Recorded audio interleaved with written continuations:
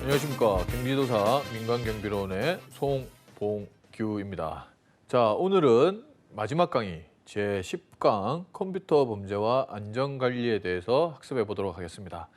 자, 제10강의 내용은 많습니다. 컴퓨터 범죄와 안전관리는 매년 5문제 정도 출제가 됩니다. 그리고 눈으로 볼 수 없다. 눈으로 문제를 풀어낼 수 없습니다. 반드시 내용을 암기해야 됩니다.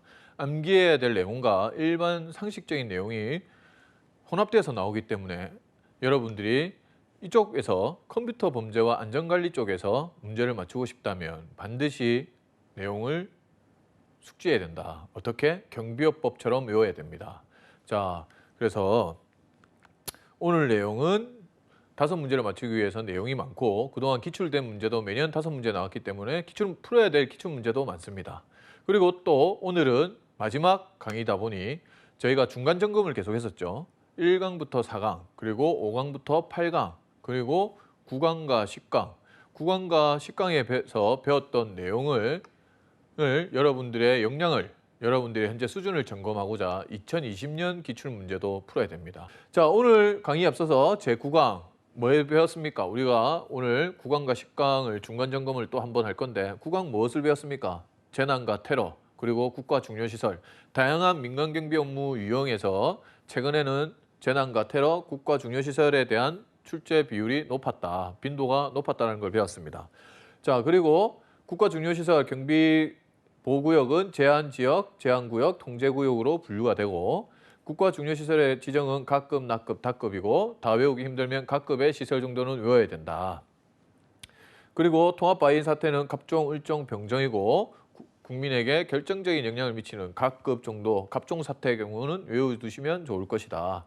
그리고 각종 경비 업무 유형은 눈으로 여러분들이 한번 쭉 읽어 나갔다. 그게 9강이었습니다. 자, 오늘은 여러분들이 시험 문제 나오는 것 중에 이런 것들을 머릿속에 계속 들고 있어야 됩니다. 컴퓨터 범죄 유형, 수법의 유형, 컴퓨터 범죄의 유형, 컴퓨터 범죄의 난이도, 컴퓨터 범죄의 어려움, 이런 것들을 계속 아주셔야 되고, 그러면 거기에 따라서 정보보호는 어떻게 해야 되는지, 컴퓨터 안전관리는 어떻게 해야 되는지, 이게 우리가 정보보호 전문가들이 아니죠. 컴퓨터 전문가들이 아닙니다. 경비원 수준에서 얼마만큼 알아야 되느냐, 그리고 경비지도사에 합격하기 위해서 어느 정도에까지 우리가 암기를 하고 준비를 해야 되는지, 그 정도 수준까지만 하면 되지 너무 깊게까지 할 필요도 없다. 자, 컴퓨터 범죄입니다. 먼저 요즘에 은행 강도는 은행을 직접 터는 경우는 없죠. 지금은 거의 사이버 공간으로 나와 있죠. 외국이나 세계 어디서든 전화나 인터넷선, 강 케이블을 통해서 컴퓨터 정보망의 활용과 불법 소프트웨어를 활용하는 방법, 신종 금융 강도가 지금 현재 심각한 사회 문제가 되고 있습니다. 엄청난 양의 전산화된 정보의 수집, 보관, 처리 능력에 있어 비약적인 발전을 하였고, 기업체의 경우 모든 기업, 교육시설, 모든 사람들이 중요 정보들이 다 어디에 보관이 되어 있습니까? 컴퓨터로 되어 있고 컴퓨터로 모든 것이 생활화되기 때문에 컴퓨터 범죄가 더욱더 많아지고 컴퓨터 보안, 컴퓨터 안전관리가 더욱더 중요해졌다. 자, 컴퓨터 범죄는 피고용인의 범죄의 또 하나의 측면에서 최근에 화이트 칼라 범죄의 심각성과 범위가 너무 광범위해서 각별한 관심이 필요하다. 특별히 화이트 칼라 범죄에서도 컴퓨터를 이용한 범죄가 많이 활용이 되고 있다. 컴퓨터는 횡령, 협박, 다양한 형태의 사기를 저지를 수 있는 범죄 수단이고 지금은 모든 범죄 유형에서 컴퓨터가 직간접적으로 연결이 되어 있다는 거죠. 자, 컴퓨터 범죄의 개념은 컴퓨터 기술의 특수한 지식이나 전문적인 사용 능력을 통한 범죄, 컴퓨터와 관련된 반사회적 행위, 컴퓨터 행위의 수단 또는 목적인 모든 범죄 현상을 말합니다. 1958년 최초의 컴퓨터 범죄가 기록된 이후 모든 종류의 범죄에 지금 현재 컴퓨터가 악용되고 있다. 컴퓨터 시스템 자체도 컴퓨터 바이러스를 몰래 침입시켜 데이터를 변경하거나 파괴하는 공격의 대상이 되고 있습니다. 1960년대에 모뎀이 도입되고 나서부터 정보를 파괴하거나 훔치거나 변경시키기 위해 다른 컴퓨터 시스템에 침입하는 것이 훨씬 용이해졌다.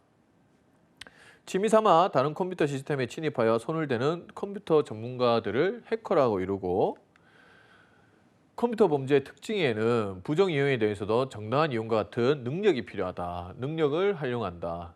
소수인으로 단시간 내에 대량의 데이터 처리가 가능하다는 거죠. 범죄가 실시간에 이루어지기 때문에 시간 개념, 장소의 개념, 공간에 대한 개념이 기존 범죄와 달라졌고 상이해졌고 증거가 남지 않고 범죄 발견이 어렵습니다. 사이버 공간이라는 게 그렇죠. 컴퓨터, 인터넷에 연결된 사이버 공간이라는 게 결국 장소, 국경도에 관계없이 다른 사람의 컴퓨터, 다른 회사의 컴퓨터에 침입이 가능하며 사용권 권한자의 식별 방법의 카드가 이용되므로 카드만 입수하거나 위조하여도 용이하게 쉽게 컴퓨터 침입이 가능한 시대가 되었습니다.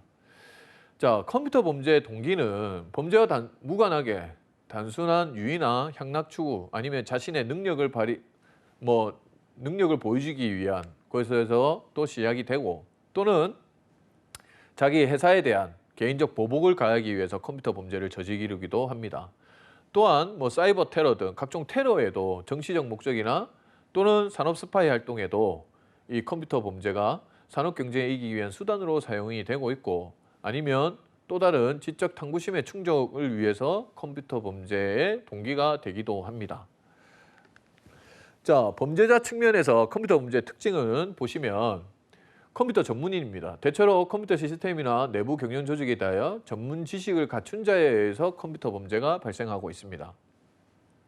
그리고 타인을 살해하거나 상해하는 것 등 전통적인 죄의식보다는 죄의식이 희박하다. 컴퓨터를 통해서 하다 보니 고도의 조작 기술을 즐기는 의미에서 행위자의 의식 속에 깔려 있고 일반 범죄에 비해서 죄의식이 어떻게 하다? 희박하다. 이 컴퓨터 범죄의 특징에서 자주 나오는 문제들이죠. 그리고 범죄자의 연령이 점점 낮춰지고 있다. 최근 젊은 층에서 컴퓨터에 대한 관심을 가지고 지식을 습득하며 자기를 가시화하기 위해서 컴퓨터 업무에 종사하거나 컴퓨터들이 대체로 연소하기 때문에 범죄자가 연소화 경향을 띠고 있다. 그리고 컴퓨터 범죄 행위자의 대부분이 초범인 경우가 많고, 초범에 의한 초범성이 컴퓨터 범죄의 특성이 되었습니다. 그리고 범행적인 측면을 보면 이 컴퓨터 범죄라는 것이 범행이 연속되게 일어난다. 컴퓨터 부정 조작에 의한 경우 행위자가 조작 방법을 터득한 이상 임의로 쉽게 가능하기 때문에 범행이 연속적으로 발생하고, 그리고 컴퓨터 시스템의 조작자는 단시간 내에 이 사이버 공간의 특성상 대량의 데이터를 처리하므로 강범위하고, 또한 행위자는 다른 행위를 하지 않더라도 불법한 프로그램을 삽입한 경우 불법 변경된 고정 자료를 호출할 때마다 범죄 행위가 유발되기 때문에 컴퓨터 범죄는 강범위성과 자동성을 띠고 있습니다. 그리고 컴퓨터 범죄는 발각 증명의 곤란성이 있습니다. 컴퓨터를 조작할 경우 부정 이용에 대해서도 정당한 이용으로 보여줄 수 있으며, 이를 검증한다고 하더라도 막대한 시간적 경제적 손실을 가져오므로 범죄 발견이 지극히 어렵다. 이런 부분에 지금 현재 특성화돼서 디지털 포렌식, 컴퓨터 범죄 수사, 조사를 따라하는 분야들이 있죠, 아예. 그리고 고의 입증이 곤란하다. 행위자의 범행이 단순히 데이터의 변경, 매실 등의 형태에 불과할 경우 실수라고 변명하여도 고의 입증이 어렵다는 것이 특성입니다.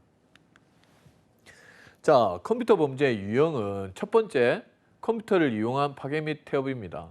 컴퓨터 자체 프로그램, 컴퓨터 내부나 외부에 기억되어 있는 자료를 객체로 하는 파괴 행위.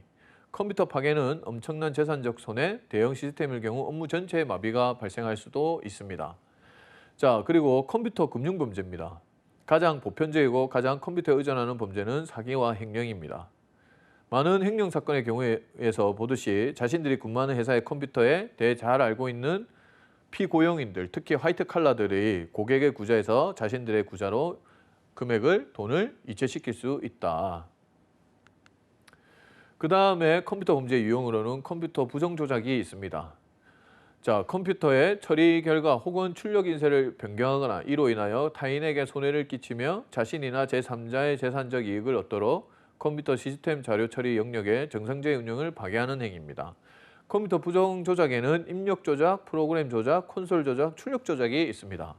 입력 조작은 입력될 자료를 조작하여 거짓 처리 결과를 생산하는 것이고, 프로그램 조작은 프로그램을 구성하는 개개인의 명령을 변경 혹은 삭제하거나 새로운 명령을 삽입하거나 기존의 프로그램을 변경하는 것을 말합니다.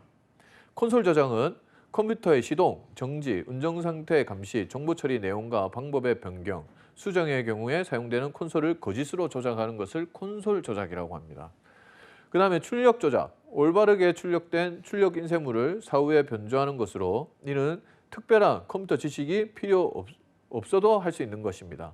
그래서 컴퓨터 부정 조작도 이전에는 기출 문제로 많이 나왔습니다. 입력 조작, 프로그램 조작, 콘솔 조작, 출력 조작. 자, 그리고 컴퓨터 스파이가 있습니다. 컴퓨터 시스템의 자료를 권한 없이 획득하거나 이용, 누설하여 타인에게 재산적 손해를 야기하는 행위를 컴퓨터 스파이라고 합니다. 이 컴퓨터 스파이의 특징이 기출 문제에 많이 나오는데 자료와 프로그램의 불법 획득과 그리고 획득과 이용이라는 이 두 개의 행위로 이루어져 있다. 그러면 뭐다? 컴퓨터 스파이다. 그리고 컴퓨터 부정 사용이 있습니다. 행위자가 타인의 컴퓨터를 일정 시간 동안 자신을 위하여 작동, 컴퓨터를 이용할 권한이 없는 자가 자신의 일을 처리하기 위하여 일정 시간 동안 컴퓨터를 이용함으로써 컴퓨터의 소유자가 임차인에게 재산상 손해를 가하는 것이 컴퓨터 부정 사용에 해당이 되겠습니다. 자, 그리고 현금 자동 지급기 범죄, CD 범죄라고 하죠. 캐시, 현금 자동 지급기를 중심으로 하는 범죄를 말하고 이런 현금 자동 지급기 범죄는 지금 현재는 기출이 많이 안 되고 있고 현재는 시대적 변화에 따라서 많이 발생하지는 않지만 여러분들이 눈으로 한번 확인은 하셔야 됩니다. 자, 컴퓨터 범죄 수법 반드시 외우셔야 됩니다. 컴퓨터 범죄 수법은 지금부터 3개의 유인물 슬라이드로 구성이 되어 있는데 반드시 외워야 됩니다. 컴퓨터 사용 능력이 개별 수험자 여러분들로 개별적으로 다 다르겠지만 자기가 경비조사 민간 경비론을 치는데 컴퓨터 능력이 없다고 하면 기본 역량이 없다 그러면 반드시 외워야 됩니다. 자, 바이러스. 상대방 컴퓨터에 바이러스를 침투시켜 중요한 정보를 사용 불가능하게 만드는 수법이 바이러스입니다. 자, 그리고 데이터 디들링이죠. 데이터 디들링, 컴퓨터에 입력된 자료를 변경하거나 허위의 자료를 입력하는 방법. 데이터를 디들링하는 거죠. 허위로 변경하거나 허위의 자료를 입력하는 거. 그 다음에 트로이 목마, 옛날에 신화에서 많이 나오는 트로이 목마, 전쟁이나 이런 거 있죠. 프로그램 본래의 목적을 실행하면서도 일부에서는 부정한 결과가 나올 수 있도록 은밀히 프로그램을 트로이 목마처럼 조작하는 방법. 그 다음에 살라미 방법이라고 해서 부분 잠식 수법이 있습니다. 은행 시스템에서 이자 계산 시 떼어버리는 단수를 한 개의 구자에 자동적으로 입금되도록 프로그램을 조작하는 방법으로서 피해자가 알지 못하는 사이에 범죄가 발생하는 것이 부분 잠식 수법, 살라미 기법이라고 합니다. 자, 그 다음에 위장 수법이 있습니다. 위장 수법. 자, 컴퓨터의 고장을 수리하는 것처럼 슈퍼 재핑이죠. 슈퍼 재핑. 컴퓨터의 고장을 수리하는 것처럼 하면서 그 안에 수록되어 있는 자료를 조작하거나 입수하는 등에 의한 범행을 위장 수법이랍니다. 고장을 수리하는 것처럼. 함정 수법입니다. 트랩도어, 함정문 수법. 대규모의 프로그램의 개발 과정에서 프로그램을 수정할 수 있는 명령이 끼어 있게 되어 있는데 이러한 명령은 프로그램의 완성 후에도 모두 삭제된다. 그러나 삭제를 잃어버리거나 고의로 삭제를 하지 아니하여 위 명령이 완성된 프로그램 내에서 작동함으로써 범죄를 자행하는 방법이 함정문 수법입니다. 자, 논리 폭탄 수법. 컴퓨터의 일정한 작동 시마다 부정행위가 이루어질 수 있도록 프로그램을 조작하는 방법이 논리 폭탄, 로직범입니다. 컴퓨터의 일정한 작동 시마다 부정행위가 발생할 수 있도록 이루어질 수 있도록 프로그램을 조작하는 방법. 뭐다? 논리 폭탄 수법. 그리고 시뮬레이션 앤 모델링이라고 해서 시험 가동 모델링입니다. 컴퓨터를 이용한 정상 작업을 가장하면서 실제로는 컴퓨터를 범행 도구로 이용하는 범죄가 시험 가동 모델링입니다. 자, 그리고 스카벤징이 있죠. 스카벤징. 컴퓨터가 작업 수행이 완료된 후 주변에서 정보를 획득하는 방법으로 일명 쓰레기 주워 모으기, 쓰레기통이나 주위에 버려진 명세서 또는 복사물을 찾아 습득하고 기억장치에 남아있는 것을 찾아내서 획득하는 방법을 스카벤징이라고 합니다. 스카벤징도 기출문제에 많이 나왔죠. 그리고 최근 많게 발생하는 것이 스미싱이죠. 스미싱. 문자 메시지와 피싱의 합성어입니다. 문자 메시지, SMS와 피싱, 낚시를 합성한 단어로 무료 쿠폰 제공, 돌잔치 초대장, 모바일 청첩장 등 문자 메시지 내에 인터넷 주소를 클릭하면 악성 코드가 스마트폰에 설치되어 소액 결제 피해가 발생하는 또는 개인의 금융정보를 탈취하는 신종 금융범죄수법, 스미싱입니다. 뭐 기본적으로 스미싱에 관한 내용도 출제 빈도가 높습니다. 메모리 해킹. 컴퓨터의 메모리에 침투해서 보내는 계좌와 금액을 조작하는 방식으로 돈을 빼돌리는 해킹 방식입니다. 컴퓨터의 메모리에 해킹하는 거, 메모리 해킹입니다. 자, 그리고 최근에 많이 나오는 것이 이제 테러에다가 사이버가 붙은 사이버 테러죠. 사이버 테러의 유형도 많이 나오고 있다.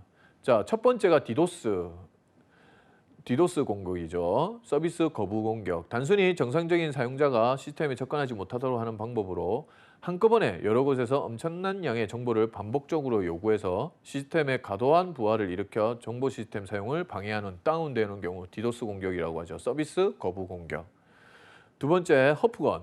상대 국가의 중요 기관이나 상대 기업들의 핵심적인 정보가 수록된 하드디스크에 고출력 전자기장을 발생시켜 컴퓨터의 자기 기록 정보를 파괴시키는 사이버 테러용 무기를 허프건이라고 합니다. 허프건이죠, 건. 다시 한번 상대 국가의 중요 기관이나 상대 기업들의 핵심 정보가 수록된 하드디스크에 전자기장을 발생시켜 컴퓨터의 자기 기록 정보를 파괴시키는 사이버 테러용 무기를 허프건이라고 합니다. 그리고 스팸. 뭐 일상 활동에서 여러분들 스팸 메시지를 많이 받죠. 스팸 메일이랑. 주로 경쟁업체의 주소를 이용하여 악의적인 내용이 들어있는 전자우편을 인터넷상의 불특정 다수에게 무작위로 전송하여 컴퓨터 시스템을 정지시키거나 온라인 공해를 야기하는 것을 스팸이라고 합니다. 여기서 여러분들이 전송하여 컴퓨터 시스템을 정지시키거나 온라인 공해를 야기한다라는 것이 스팸이죠. 그 다음에 플레임입니다. 플레임. 네티즌들이 관심을 가지는 분야를 위해 개설된 토론방에 가입하여 고의로 악성 루머를 퍼뜨려 특정 일을 위해하거나 잘못된 정보를 유포하는 것이 플레임입니다. 스토킹. 인터넷 스토킹이죠. 인터넷을 이용하여 타인의 신상 정보를 공개하거나 거짓 메시지를 남겨 괴롭히는 거. 스토킹. 스누핑. 인터넷상에 떠도는 IP 정보를 몰래 가로채어 부정하게 사용하는 것을 스누핑이라고 합니다.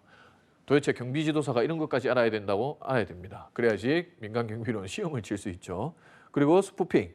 스스로 적법한 정보를 취득할 수 있는 시스템으로 위장하여 불법적으로 정보를 읽어드리는 행위를 스푸핑이라고 합니다. 자, 그리고 전자폭탄이 있죠. 순간적으로 고출력 에너지 마이크로웨이브파를 발생시켜서 컴퓨터 내의 전자 및 전기 회로를 파괴시키는 폭탄을 전자폭탄이라고 합니다. 그리고 멀웨이 공격. 정보 내지 정보 시스템에 해악을 끼칠 목적으로 컴퓨터 사용자 시스템에 침투하기 위해 개발된 프로그램이나 파일을 총칭하고 바이러스, 원바이러스, 트로이 목마, 버퍼 오버풀 등이 여기에 해당이 됩니다. 몰웨이에. 컴퓨터 바이러스, 자기 복제와 빠른 확산으로 기능과 응답 능력을 저하시킨다. 트로이 목마, 앞에서 했던 거죠.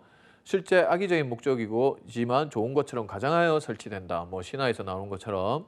버퍼 오버플로, 데이터를 저장하는 과정에서 데이터를 프로그래머가 지정한 곳 바깥에 저장하는 것이고 데이터가 담긴 위치 근처에 있는 값에 손상을 시켜 프로그램 실행에 영향을 미치고 악의적인 공격을 발생시키는 것이 버퍼 오버플로입니다.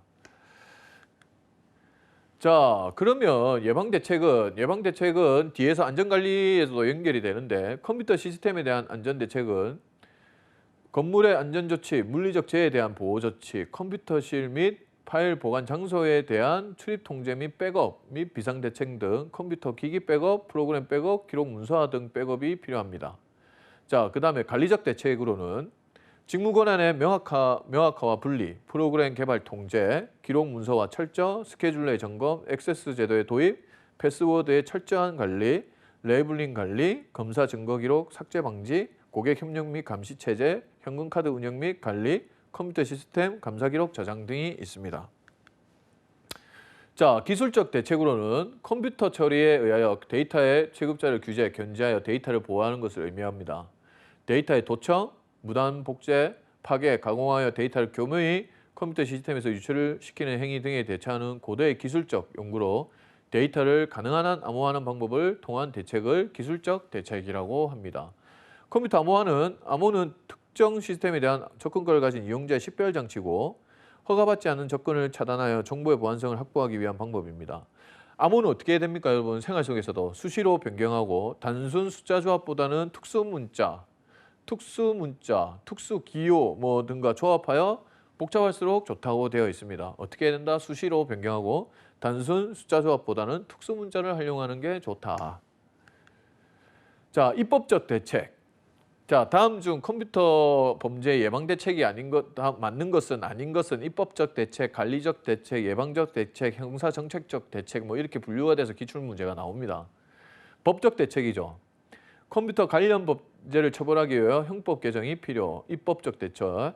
컴퓨터 사기죄 신설, 컴퓨터 스파이에 관한 입법과 특별법의 제정, 여러 가지 법안을 제정하는 것이 입법적 대책입니다. 그리고 형사 정책적 대책이죠. 컴퓨터 범죄 전담 수사관, 형사 정책은 뭡니까? 범죄에 관련된 경찰, 검찰, 그리고 법원, 교정시설, 범죄와 관련된 기관, 크리미널 저스티스 시스템을 형사사법기관이라고 형사사법 절차라고 합니다. 거기에 관련된 대책이 형사 정책적 대책입니다. 컴퓨터 범죄 전담 수사관의 수사 능력, 수사죠. 범죄 수사니까 검사 또는 법관의 컴퓨터, 법원, 검찰청의 대책, 지식 함량 문제는 오늘날 범죄 극복을 위한 중요한 과제다.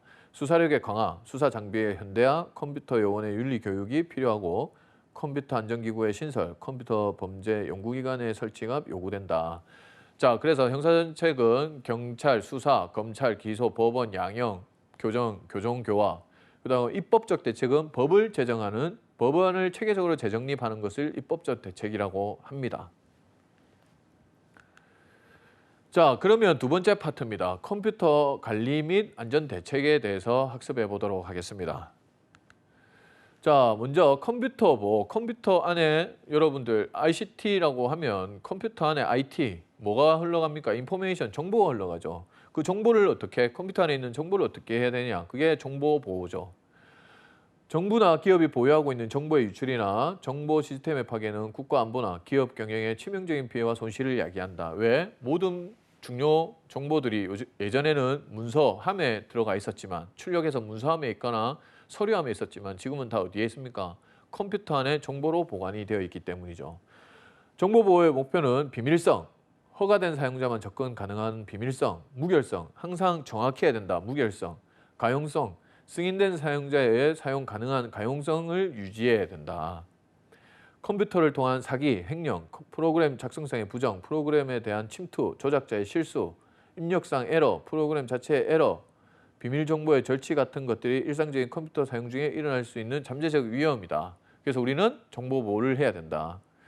화재, 폭동, 홍수나 사보타지 행위도 컴퓨터 시스템, 물리적인 시스템에 치명적인 영향을 줄 수 있기 때문에 보호해야 된다는 거죠.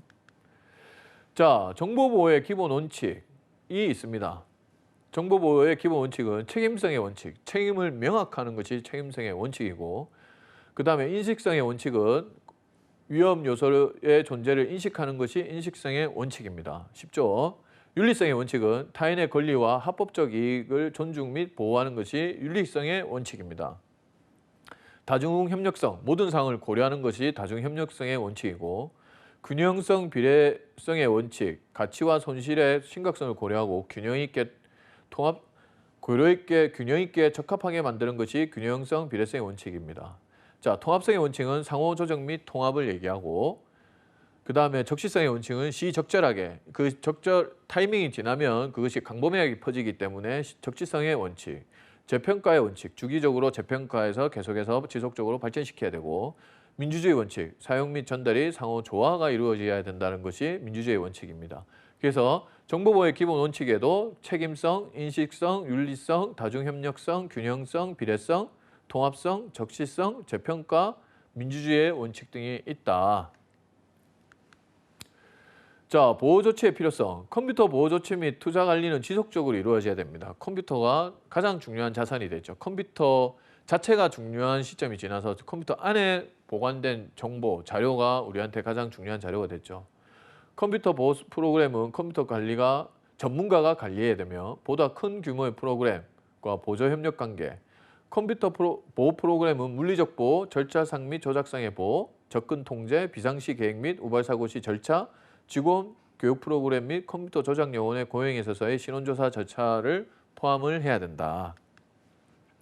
자, 물리적 보호 조치. 사실상 경비원이 가장 많이 해야 되는 건 컴퓨터 안에 정보를 보호할 수는 없죠. 저희는 물리적 보호 조치를 충분히 해야 된다. 너무 분주하지도 않고 한가지도 않는 지역에 위치해 있는 시설에 보통 컴퓨터가 들어가야 되고, 방화와 홍수에 견뎌야 하고, 두 가지 전력 공급원과 자동 보조 통제 장치가 있어야 된다. 컴퓨터 운영을 위한 별개의 시설의 장점은 접근 통제가 쉽고 인근 시설물이 홍수나 화재가 있을 경우 손실의 가능성이 적다. 추가로 필요한 물리적 안전 관리에는 방화 물질 사용, 보안 창문, 인공 환기통, 대인 비상구와 대물 비상구 등이 있습니다. 자, 그러면 물리적 보호 조치의 기본 원칙은 뭐냐? 경비원으로 따라야 될 건 경보장치, 보안 경비실에 보안 조명 장치와 함께 비상구를 포함한 모든 출입문에 설치하고, 컴퓨터 중앙에 있는 테이프와 디스크 저장 장치가 테이프와 디스크 저장 장소가 어떤 이유로든 비근무 시간에 개방될 경우에도 작동이 돼야 된다. 경보장치는 침입이 있는 경우에만 작동하기 때문에 경보가 작동이 안 되는 동안에도 접근 또는 부분적인 제한, 자물쇠가 아주 요긴하게 사용이 됩니다. 자, 그리고 접근 통제. 컴퓨터실 자체는 허가된 사람만이 출입할 수 있는 문이 한 개만 되어 있어야 되고, 컴퓨터 관리자도 관리자의 허락을 받은 후 출입이 허용이 되도록 해야 된다. 컴퓨터실에 접근하고자 하는 방문객들은 사전에 신분을 확인해야 되고, 컴퓨터 시설문에 대한 접근은 신원 확인, 출입 허락 원칙 등을 반드시 준수해야 된다. 자, 그리고 조명 장치. 조명은 밝아야 하고 어두운 부분이나 그림자 발생, 사각지대가 발생하지 않도록 해야 됩니다. 조명은 한 가지 전력원에만 의존해서는 안 되며 다양한 전력원을 잘 배합하여 전력이 나갈 때 컴퓨터 지역이 완전히 암흑 상태가 되는 것을 방지해야 되고, 담장은 적어도 1.8m 정도 되어야 하며 철조망은 3겹으로 되어야 된다. 감시 장비, 도청, 유광 감시, CCTV를 포함하는 전자장비 등의 감시 장비가 활용이 돼야 되고, 컴퓨터 보안은 복잡한 과정, 프로그램만 통해서는 완전히 실현될 수가 없습니다. 안전관리는 자물쇠, 자료, 경보장치, 조명, 신원장비, 신원증명, 검사, 암호화, 그리고 인력의 투입이 필요하다. 자, 구조적 보호장치. 침입에 대비하여 안전조치가 취해진 구역 내에 각종 설비를 수용하고, 화재와 같은 위험을 막기 위하여 다른 건물과 충분히 거리를 두고 있는 별개의 건물에 각종 설비를 수용하는 것이 이상적이다. 컴퓨터 센서를 보호하는 담이나 장벽 같은 것이 설치돼야 되고, 컴퓨터 센서에는 충분한 조명시설, 언패물로 이용할 수 있는 장식적인 식수나 조경은 삼가하고, 컴퓨터의 출입구도 제한한다. 한 개의 출입구에 화재 복교 안전검사 절차를 갖춘 방화문을 설치하고, 환기용 창문, 쓰레기 낙하 구멍, 공기 조절용 배관이나 배수구를 통한 침입을 막기 위해서 창산이나 무거운 철사 그물을 설치해야 되고, 폭발물로 인한 침입에 대비하여 구조적 보호장치도 설치해야 된다. 경보 시스템의 도입.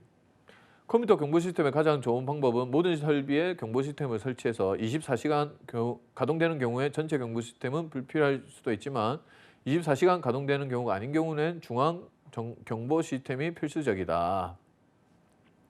자, 그리고 나머지 부분은 여러분들이 나중에 이 동영상을 스톱해놓고 일시 정지해놓고 한번 눈으로 보시기 바랍니다. 자, 컴퓨터 설치 장소의 선정. 당연히 화재 및 치안, 대처 능력 및 전체 효율성의 점검이 요구되고, 중앙경보시 체제와 그 신뢰도에 대한 조사가 필요하고, 주변 여건, 범죄 다발 지역은 피해야 되고, 컴퓨터의 파괴보다는 직원들의 사기 문제 때문에 주변 여건은 직원의 고용 유지에도 역할을 주며 각종 보험에 들 경우 더 많은 공을 유지합니다. 그리고 접근 용이성, 당연한 얘기겠고, 관리 유지도 여러분들이 한번 확인해 보시기 바랍니다. 자, 컴퓨터 설치 장소에는 공간 확보, 컴퓨터의 기능을 충분히 발휘할 수 있는 공간을 확보해야 되고, 홍수, 지진, 태풍이 일어날 가능성도 원래는 컴퓨터가 취약하기 때문에 고려해야 된다. 그리고 환경 문제도 고려해야 된다. 인근 지역에 화학시설 등이 있으면 컴퓨터에 영향을 미칠 수도 있고, 대기 상태도 영향을 미치기도 한다. 그리고 전력회사의 신뢰성과 함께 효율적이고 신속한 정정 상태 대응 여부에 대한 평가 기록을 해야 된다. 자, 컴퓨터에 대한 접근 통제, 서버실이나 이런 것들 얘기하겠죠. 출입구 통제, 최소한의 출입구만 있어야 하는 것이 절대적이고 중요한 거니까 출입구는 항상 안전장치가 되어 있고, 어떠한 경우에도 출입 시에는 안전요원의 감독과 통제가 가능해야 됩니다. 전자장치로 출입을 통제할 수 있는 이중문 시설을 갖춘 곳도 있고 규모가 큰 전자정보처리센터에는 모든 절차가 CCTV를 주시하고 있는 경비원의 감독하에 제어실에서는 전자작동 출입을 원격 조정하여 사용하는 것이 좋습니다. 자, 통제 시스템은 고유의 장점과 단점이 존재하고 완벽한 시스템이라고 모든 시스템은 완벽할 수는 없습니다. 가장 적합한 것이라를 결정하기 위해서 연구 분석이 필요하고 통제 시스템의 설치에 있어서는 비용과 효과 분석도 함께 고려해야 됩니다. 자, 방화 대책. 전자정보처리센터는 EDP라고 그러죠. 특히 화재에 취약하다. 대부분의 사무실에 비치해두는 정상적인 연료 외에도 복잡한 혼합적인 전선 배열, 바닥 아래에 있는 각종 장치나 컴퓨터에서 출력한 서류 뭉치 등은 화재 발생할 경우 상당량의 연소 기능을 포함하고 있는 물질로 되어 있고 화재가 발생하는 경우 엄청난 손해가 발생할 수 있기 때문에 방화 대책이 중요하다. 컴퓨터실 내부에 화재에 대비하여 자동 소화 장비인 스프링쿨러를 설치한 경우 물에 접촉하면서 치명적인 손상을 가져오므로 이산화탄소나 한론가스를 이용한 소화 장비를 설치하는 것이 좋다. 물보다는 이산화탄소나 한론가스를 사용한다. 자, 백업 시스템, 소프트웨어의 안전관리에 안에 컴퓨터 안에 들어가 있는 소프트웨어를 관리하기 위해서 예비 보안 시스템, 컴퓨터를 작동 불가능하게 하는 어떠한 종류의 사태가 발생하더라도 이에 대처할 수 있는 비상 계획을 수립한다. 컴퓨터 작동 불능 상태는 기계의 오작동, 정전, 자연재해, 화재, 불법적인 전산망 침투, 절도 및 파괴 활동, 바이러스 침투, 심지어 빌딩 수리 작업 등이 원인이 되어서 발생을 한다. 백업 시스템은 동일 모델의 동일 기종의 컴퓨터로 배치하고 상호 지원 계약을 맺어야 한다. 프로그램 백업은 예기치 못한 사고에 대비하기 위한 것으로 선택적인 사항이 아닌 반드시 필요한 사항이다. 반드시 해야 되는 게 컴퓨터 백업이다. 자, 외부 저장 보호. 컴퓨터 관리의 취약점은 항상 존재하기 때문에 저장된 정보의 손실이나 파괴는 심각한 결과를 초래한다. 그렇기 때문에 동일한 데이터베이스와 같은 자료를 가지고 있는 장치를 확실히 보장되는 장소에 다른 곳에 설치하는 것을 고려해야 된다. 기업체의 현재 상태를 잘 알 수 있도록 주기적으로 데이터의 갱신이 이루어지도록 주시해야 된다. 무단 사용 방지. 무단 사용 방지 조치를 위하여 패스워드 부여, 권한 등급별 접근 허용, 원격 단말 장치 안전 조치, 정보 접근 절차 점검, 암호화 등의 방법을 이용해야 된다. 그리고 에러 방지 대책을 위해서는 시스템 작동 재검토, 전문 요원 활용, 시스템 재검토, 절차상 재평가, 컴퓨터 시스템의 보호 등을 이용해야 된다. 자, 그리고 이제 기출 문제를 한번 풀어보도록 하겠습니다. 자, 경비지도사가 되기 위해서 이런 것도 공부해야 되나? 해야 됩니다. 다시 한번 강조하지만. 그리고 오늘의 양이 많습니다. 이유는 내용도 많지만 기출 문제도 많고 그리고 오늘 중간 점검도 해야 됩니다. 자, 보시면 오늘 배웠던 내용이 2015년에서 2019년간 5년간 24문제가 나왔습니다. 연간 약 5문제가 나온다는 거죠. 실질적으로 2020년에도 약 5문제 이상이 나왔습니다. 그렇기 때문에 40문제 중에 5문제, 8분의 1이죠. 8분의 1. 간과할 수 없는 부분입니다. 조금이라도 시간을 투자해서 암기를 해야 됩니다. 기출문제 풀어보면 오늘 수업에 조금 전에 했던 건데도 기억이 안 나고 헷갈리는 부분이 있을 겁니다. 그런 경우 기출문제를 통해서 문제풀이 요령을 확인하고 다시 한번 강의 내용을 확인하는 과정을 반드시 거치면 여러분들이 더욱더 수월하게 학습하는 데 도움이 될 것입니다. 자, 같이 한번 풀어보겠습니다. 2015년 네 문제가 나왔는데 정보보호의 목표가 아닌 것. 정보보호의 목표, 정보보호 아까 3요소라고 할 수 있는 정보보호의 목표가 아닌 것은 무결성, 비밀성, 가용성, 적법성. 뭡니까? 앞에 찾아보면 정보보호는 무결성, 비밀성, 가용성을 위해서 있어야 된다. 적법성은 아니다. 그래서 답은 라번입니다. 자, 같이 한번 풀어보겠습니다. 사이버 테러, 컴퓨터 사이버 테러에 관한 설명으로 옳지 않는 것은 자, 이래서 외워야 됩니다. 사이버 테러의 종류도 허프건, 플레임, 스누핑, 논리폭탄 각각의 내용에 대해서 외워야 됩니다. 자, 옳지 않은 것은 허프건, 고출력 전자기장을 발생시켜 컴퓨터의 자기 기록 정보를 파괴한다. 오케이. 플레임, 네티즌들이 공통의 관심사를 논의하기 위해 개설된 토론방에 고의로 가입하여 개인 등에 대한 악성 루머를 유포한다. 오케이. 스누핑, 인터넷상에 떠도는 IP 정보를 몰래 가로채는 행위다. 오케이. 논리폭탄, 고출력 에너지로 순간적인 마이크로웨이브파를 발생시켜 컴퓨터 내 전자 및 전기회로를 파괴한다. 뭡니까? 이제 뭐 공부한 거 가지고는 안 되죠. 다시 한번 외워야 되겠죠. 답은 라번이죠. 논리폭탄. 자, 그리고 34번. 컴퓨터 시스템 안전대책에 관한 설명으로 옳지 않는 것은 시간이 없기 때문에 좀 더 빨리 진행하도록 하겠습니다. 자, 컴퓨터실과 파일 보관 장소는 허가받은 사람이 출입할 수 있도록 엄격히 통제해야 된다. 뭐 좋은 얘기고 컴퓨터의 기기 경우 물에 접촉하면 치명적인 손상을 가져오기 때문에 이산화탄소나 한론가스를 이용한 소화 장비를 설치상 오케이. 컴퓨터 시스템의 보안성 유지를 위하여 프로그램 개발자와 컴퓨터 운영자를 통합하여 운용해야 된다. 이건 배우진 않았지만 일단 컴퓨터 시스템 사용이 불가능하게 될 경우를 대비하여 백업용 컴퓨터 기기를 준비해야 된다. 맞죠? 여러분들이 안 배웠지만 오늘 기출문제로 알아야 될 게 답은 몇 번입니까? 4번입니다. 프로그램 개발자와 컴퓨터 운영자를 통합하여 운영하는 게 아니라 경비조사 문제에서 통합하여 운영하는 경우는 거의 없습니다. 우리가 앞에 경비시설의 뭐 외곽 경비에서도 그렇고 시설 보호의 기본 원칙에서도 그렇고 항상 뭐 분리해야 된다, 구분해야 된다 그랬죠. 35번 컴퓨터 범죄의 특징으로 옳지 않는 것은 발견 증명의 곤란성, 강범위성과 자동성, 오늘 했던 내용이죠. 범행의 불연선성, 고의 입증의 곤란성. 뭐가 틀렸습니까? 다번이 틀렸죠. 범행의 불연선성이 아니라 범행이 어떻게 된다? 연속성, 강범위성이 연결이 된다. 자, 그리고 2016년에도 5문제가 나왔습니다. 자, 2016년에 5문제 한번 풀어보도록 하겠습니다. 정보보호의 기본 원칙, 오늘 외웠죠. 윤리성에 관한 설명은 윤리성에 관한 거죠. 자, 한번 풀어볼까요? 정보 시스템 소유자와 공급자의 책임을 명확하게 한다. 책임.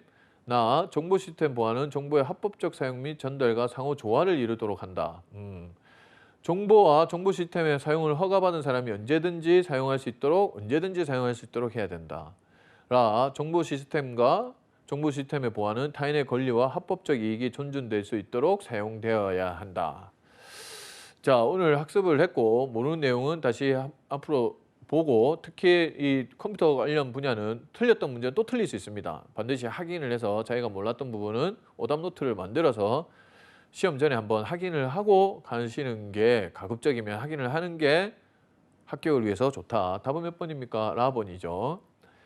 나머지는 여러분들이 앞에 강의안을 한번 확인을 해보시면 되고 자, 30번 컴퓨터 범죄의 특징으로 옳은 것은 특징입니다. 특징 옳은 것은 범죄 행위의 고령함 뭔가 이상하다. 범죄 행위의 증명용이 뭔가 또 이상하다. 범죄 행위의 단발성 이것도 이상하다. 범죄 행위자의 초범성.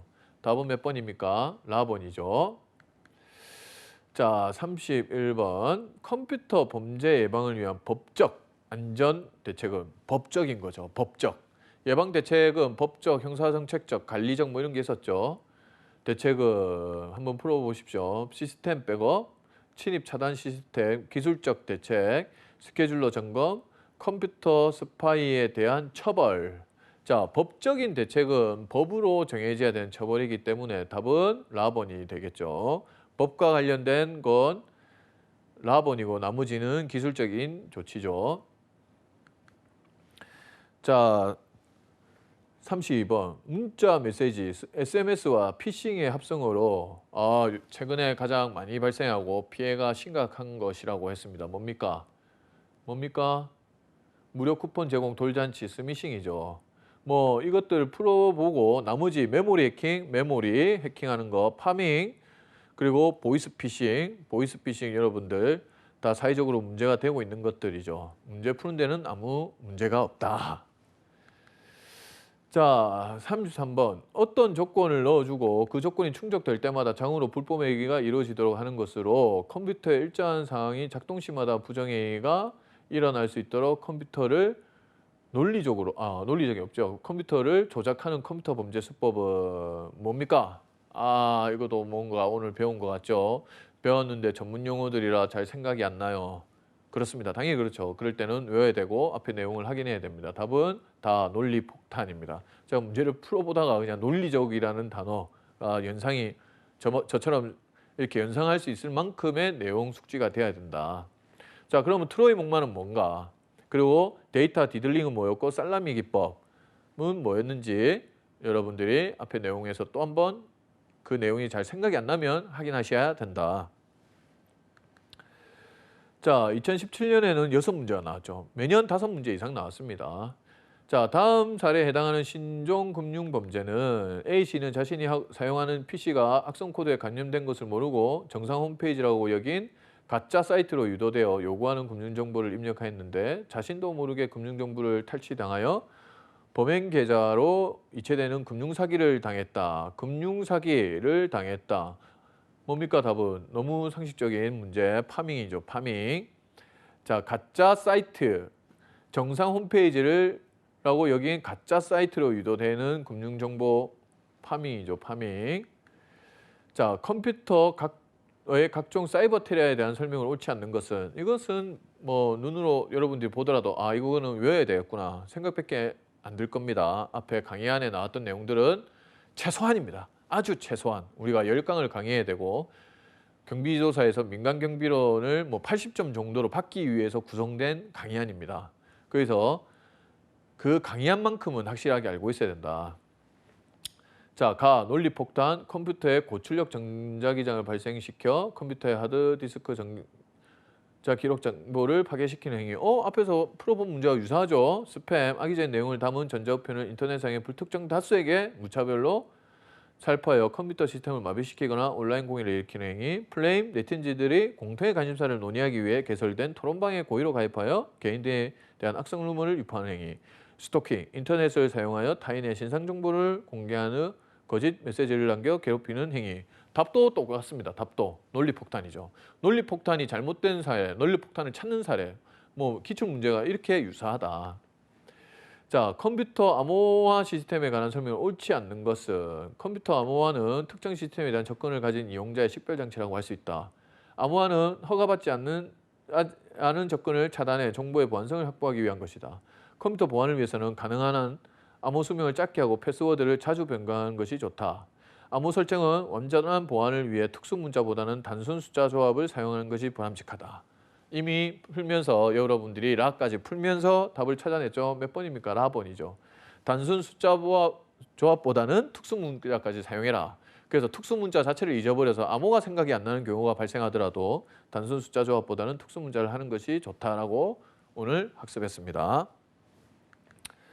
자, 컴퓨터 안전대책 중 외부 침입에 대한 안전조치에 관한 설명으로 옳지 않는 것은 한기용 창문, 공기 조절용 배관이나 배수구 등을 통한 침입을 차단한다. 뭐 오케이. 폭발물에 의한 침입에 대비한 구조적 보호 장치를 마련할 필요는 없다. 없다. 부정적이죠. 시설물 외부에는 컴퓨터 센서 등을 보호하는 담이나 장벽 같은 것을 설치하여야 한다. 뭐 좋은 내용이고. 각 출입구마다 화재 관련 복귀와 안전검사 절차를 거친 방화문이 설치되도록 해야 된다. 부정적인 거. 이거는 해야 될 것 같은데 라고 한 거. 답은 몇 번입니까 여러분? 나번이죠. 마련할 필요가 없다가 아니라 몇 번? 있다. 자, 컴퓨터 시스템의 물리적 안전 대책에 관한 설명을 옳지 않는 것은 컴퓨터실 내부에는 예비 전력 장치를 구비해야 된다. 컴퓨터실 내부에는 화재 방지 장치를 설치해야 된다. 불의의 사고에 대비하여 프로그램 백업과 시스템 백업을 선택적으로 할 수 있다. 컴퓨터실의 위치 선정 시 화재, 홍수, 폭발의 위험성과 외부 침입자에 의한 위험으로부터 안정성을 고려해야 한다. 다 해야 되어서 긍정적인 건데 나머지 하나만 애매하게 나왔죠. 답은 몇 번이니까 답은 불의 사고에 대비하여 프로그램 백업과 시스템 백업을 반드시 해야 된다. 그래서 12고 37번 다음에서 설명하는 컴퓨터 범죄 유형은 컴퓨터 시스템의 자료를 권한 없이 획득하거나 불법 이용 또는 누설하여 타인에게 경제적 손해를 야기하는 행위. 자료와 프로그램의 불법 획득과 이용. 획득과 이용 두 가지를 같이 사용하는 것 무엇이다? 컴퓨터 스파이. 자, 2018년에도 5문제가 나왔습니다. 다음 사례에 해당하는 신종금융범죄는 자신의 휴대폰으로 모바일 청첩장을 받은 A씨는 지인의 모바일 청첩장인 것을 생각하여 문자 메시지 내 인터넷 주소를 클릭하였는데 이후 본인도 모르게 악성 코드가 설치되어 소액 결제가 되는 금융사기를 당했다. 너무 많이 했죠. 그러죠. 다음 몇 번입니까? 스미싱. 뭐 이제 되면 이 정도 기출문제 풀면으면 스미싱은 내 거구나. 스미싱은 내 거구나. 자, 컴퓨터 범죄 예방 대책 중 관리적 대책이 아닌 것은 자, 관리적 대책, 기술적 대책, 법적 대책, 형사 정책적 대책은 알고 계셔야 됩니다. 자, 프로그램 개발 통제, 스케줄러 점검, 컴퓨터 프로그래밍 보호법 제정, 검사, 증거 기록 삭제 방지. 다음 몇 번입니까? 답은 바로 법이죠. 법. 컴퓨터 프로그램 보호법은 법적인 대책이죠. 법적인 대책, 입법적 대책. 그래서 답은 답원이 되겠다. 자, 컴퓨터 범죄 특성이 아닌 것은 이제는 좀 이 문제는 쉬워져야 되겠죠. 범행의 단절성, 강범위성과 자동성, 발견 증명의 곤란성, 고의 입증의 곤란성. 뭐 이미 풀면서 답은 몇 번입니까? 범행의 단절성이죠. 자, 34번. 다음 설명에 해당하는 컴퓨터 범죄 유형은 컴퓨터 작업 수행 후 주변에서 정보를 획득하는 방법으로 일명이 없죠. 여기는 쓰레기통이나 주위에 버려진 명세서 또는 복사물을 찾아 습득하거나 컴퓨터 기억 장치에 남아있는 것을 찾아내서 획득하는 방법이다. 뭡니까? 제가 일명 읽다가 저는 여기 있지도 않은 내용인데 머릿속에 자꾸 기억이 되죠. 답은 뭡니까? 스캐빈징이죠. 자, 그래서 이런 것들은 외울 수밖에 없다. 핵심적인 건 외워야 된다. 단순 암기라도 여러분들이 하셔야지 문제를 풀 수 있다. 자, 35번 국제협력개발기구 OECD에서 제시한 2002년 정보 시스템 및 네트워크와 관련된 기본 원칙이 아닌 것은 우리가 배운 것이 정보보호 원칙은 외웠죠. 책임성의 원칙 배웠고 윤리성의 원칙 배웠고 다중협력성의 원칙은 배웠습니다. 개방성의 원칙은 OECD가 2002년에 한 건지 안 건지 모르겠지만 기본 원칙은 배웠고 안 배운 건 라번입니다. 답은 몇 번입니까? 라번이 되겠죠. 개방성의 원칙은 아니다. 자, 2019년에 몇 문제가 나왔냐면 4문제가 나왔습니다. 컴퓨터 활용에 잠재된 위험 요소를 옳지 않는 것은 컴퓨터를 통한 사기 횡령, 과도한 프로그램 작성 및 활용, 조작자의 실수, 비밀 정보의 절취. 뭐 컴퓨터의 위험 요소가 아닌 것은 몇 번입니까? 과도한 프로그램 작성 및 활용은 아니죠. 자, 컴퓨터를 이용한 사이버 테러에 관한 설명을 옳지 않는 것은 또 이전에 나왔던 기출문제와 똑같죠. 허프건, 서비스 거부, 디도스 공격, 그리고 논리 폭탄, 그리고 스푸핑. 그래서 사이버 테러에 이용되지 않는 것, 옳지 않는 것은 몇 번입니까? 바로 4번이죠. 4번 스푸핑. 악성 코드에 감염된 사용자 표시를 조작하는 것이 아니죠. 75번. 입법적 대책과 관련하여 형법에 규정된 컴퓨터 범죄에 관한 설명으로 옳지 않는 것은 이건 오늘 학습을 안 했죠. 그래서 기출문제로 한번 학습해 보도록 하겠습니다.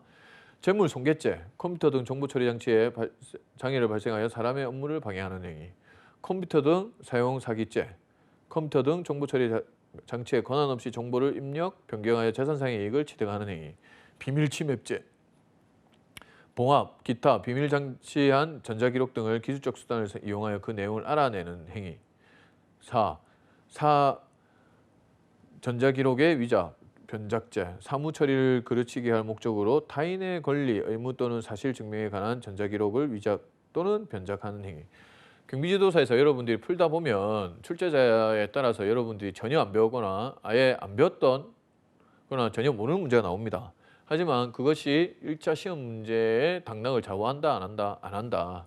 그래서 이런 문제는 넘기시면 됩니다. 실제로 여러분들이 푸는 과정에서 전혀 모르겠다 넘기셔도 충분히 합격할 수 있고, 기출문제가 나왔다면 반드시 확인은 하고 가셔야 된다. 이유는 기출문제가 또다시 그 다음에 출제가 될 수 있기 때문에.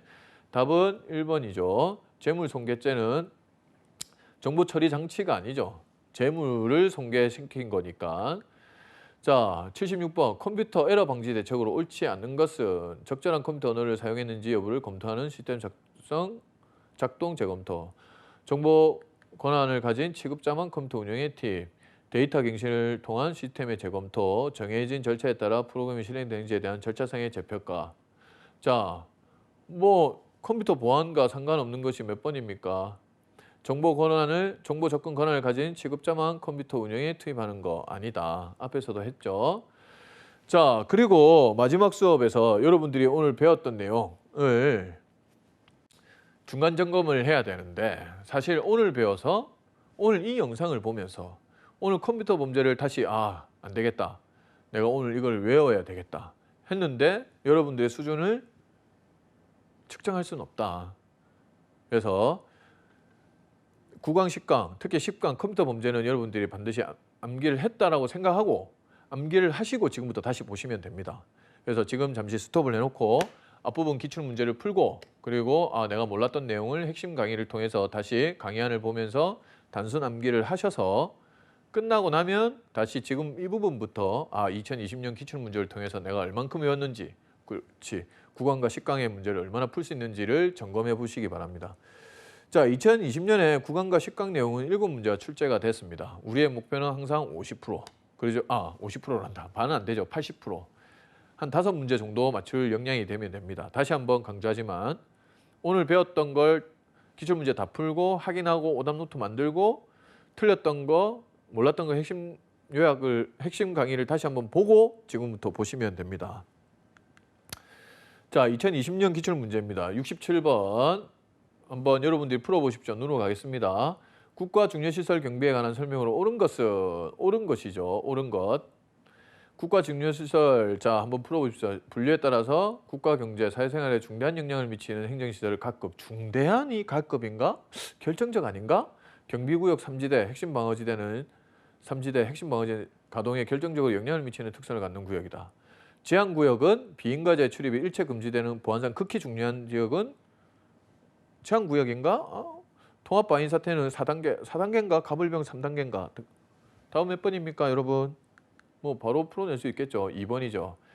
1번은 각급이 아니고 중대한 영향이니까 나급이고, 제한구역, 통제지역, 자 통제구역, 자 통합방위 사태는 3단계로 되어 있죠. 가불병. 자 69번 한번 눈으로 먼저 풀어보십시오. 재난에 대한 경비 요령으로 옳지 않는 것은 평상시 출입 활동을 통해 건물의 축대나 벽면의 균열 및 붕괴 여부를 등을 확인 점검한다. 재난 발생 시 경찰 관서나 소방 관서 등 관계기관에 신속히 신고한다. 부상자에 대한 의료 구조와 방치된 사람에 대한 피난 착보에 주력한다. 경찰관과 협력하여 비상지역에 대한 접근과 대피가 불가능하도록 통로를 폐쇄한다. 다음 몇 번입니까? 4번이죠. 비상지역에 대한 접근과 대피가 불가능하도록 통로를 폐쇄한다. 내용이 안 맞죠. 대피가 불가능하게 통로를 폐쇄하면 안 되죠. 그래서 쉽게 풀 수 있고. 자, 70번. 컴퓨터 범죄의 특징으로 옳지 않는 것은 오늘 배운 거죠. 자, 살인 및 상해와 같은 범죄에 비해 죄의식이 희박하다. 단순한 유의나 향락을 목적으로 하기도 하나 회사에 대한 개인적인 보복으로 범해지기도 한다. 컴퓨터 부정 조작의 경우 행위자가 조작 방법을 터득하게 되면 임의로 사용이 가능하기 때문에 조작 행위가 빈번하게 발생할 가능성이 높다. 컴퓨터 범죄는 다른 범죄에 비해 고의입증이 용이하다. 너무 쉽다. 답은 몇 번입니까? 4번이죠. 고의입증이 용이하다? 안 된다. 자, 71번. 컴퓨터 범죄 수법에 관한 설명으로 옳은 것이 좋아하는 문제. 공부도 할 수 있고 문제도 풀고. 자, 풀어보십시오. 컴퓨터의 일정한 작동 시마다 부정행위가 이루어질 수 있도록 프로그램을 조작하는 수법은 데이터 디들링이다. 악성 코드에 감염된 PC를 조작하는 금융을 빼앗는 수법은 스푸핑이다. 금융기관의 컴퓨터 시스템에 이자 계산이 배당금 이하의 수를 특정 계좌로 모이게 하는 부분은 쌀라기미 기법이다. 프로그램 속에 은밀히 범죄자 많은 명령을 사용해 이를 이용하는 수법은 스팸이다. 답은 3번이죠. 뭐 은행기관과 관련된 살라미 기법. 자, 그리고 나머지는 여러분들이 맞게 한번 고쳐보시기 바랍니다. 자, 72번. 쓰레기통이나 주위에 버려진 명세서, 일명 쓰레기통, 복사물을 찾아 습득하는 등 쓰레기 주워 모으기라고 불리는 컴퓨터 범죄 수법은 뭐 너무 앞에서도 이미 기출 문제를 했죠. 풀 수 있죠, 이제? 몇 번입니까? 답은 2번이다. 자, 사이버 공격 유형에서 머레이 공격을 모두 고른 것은 머레이. 모르시면 핵심 강의 보시면 되죠. 머레이 공격에 해당하는 것은 바이러스 맞습니까? 마이둠 처음 보는데 버퍼 오버플로 봤는데 트로이 목마 봤는데 답은 몇 번이겠습니까? 너무 쉽게 3번 기역, 뒷글, 이을이 된다. 자, 컴퓨터 범죄 예방 대책에 관한 설명으로 옳지 않는 것이죠.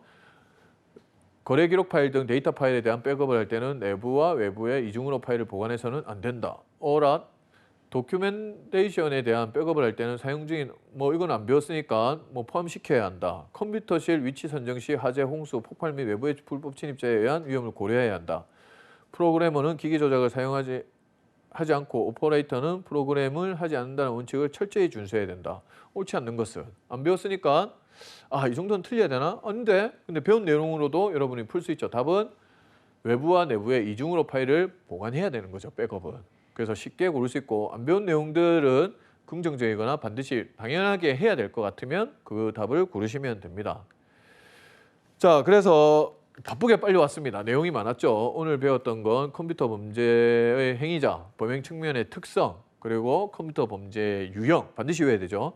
그리고 컴퓨터 범죄의 수법, 사이버 테러의 종류, 그리고 컴퓨터 범죄의 대책, 관리적 대책, 기술적 대책, 입법적 대책, 그리고 정보보호의 3요소, 그리고 정보보호의 기본 원칙, 그리고 정보보호의 물리적, 구호적 보호장치 경보 시스템, 그리고 컴퓨터 설치 장소 및 접근 통제, 방화 대책, 백업에 대해서 학습했습니다. 자, 오늘 마지막 시간이죠. 경비조사 민간경비론 10강 중에 마지막 슬라이드입니다. 자, 여러분들 다시 한번 상기하지만 여러분들이 목표로 하는 건 경비지도사입니다. 경비지도사고 다른 과목들 교수님들도 강의자분들도 동일하게 유사하게 얘기할 겁니다. 경비지도사를 취득하기 위해서는 어디에 집중을 해야 된다? 2차 과목에 집중해야 된다. 경비업법과 여러분이 선택한 한 과목, 범죄학, 경호학, 소방학 중에 선택한 한 과목.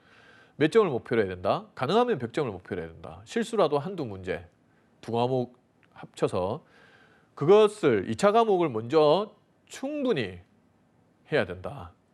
예를 들면 나한테 주어진 시간이 100시간이면 여러분들 80시간을 2차 과목에 집중을 하고 그리고 다음은 법학개론에 하셔야 된다. 법학개론의 범위가 너무 많다. 과연 법학개론을 내가 몇 시간이나 해야 될 만큼 법학개론의 학습 범위가 많습니다. 그리고 마지막으로 민간경비론을 하시라. 민간경비론을 기출문제와 핵심 강의를 들어보시면 10강을 다 들어보셔서 알겠지만 경비업법으로도 문제가 상당히 풀리는구나. 2차 과목에 선택한 경호학으로도 풀리구나. 내가 아는 일반적인 상식적인 수준에서도 문제가 풀리구나. 부정적인 거, 문제 푸는 요령만 알면 문제를 또 풀 수 있겠구나 라고 생각이 드실 겁니다. 그래서 경비지도사를 딸 때 민간경비론을 공부하면서 이게 공부가 쉽네? 문제가 잘 풀리네 하면서 민간경비론에 집중하다 보면 경비지도사 자격증 취득은 떨어질 수밖에 없습니다. 그렇기 때문에 다시 한번 강조하지만 2차 과목에 집중하고 법학개론 하시고 마지막에 민간경비론 하시고 그렇게 하셔서 꼭 경비지도사에 합격하시기를 기원합니다. 자, 다시 한번 10강 강의 들어주신다고 학습하신다고 여러분 수고하셨습니다. 감사합니다.